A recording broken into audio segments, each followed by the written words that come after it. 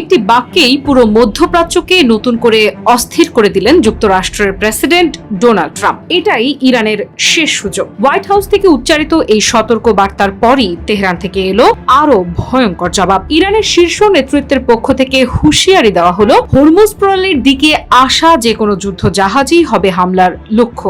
এমনকি ট্রাম্পের পদক্ষেপ তৃতীয় বিশ্বযুদ্ধের স্ফুলিঙ্গ হয়ে উঠতে পারে বলেও দাবি করা হয়েছে। প্রশ্ন হচ্ছে, হঠাৎ কেন এত কঠোর অবস্থানে গেল যুক্তরাষ্ট্র? সত্যিই কি শান্তি আলোচনার শেষ পর্যায়ে পৌঁছে গেছে ওয়াশিংটন ও তেহরান, নাকি এটি আরো বড় সামরিক সংঘাতের আগে শেষ কূটনৈতিক লড়াই?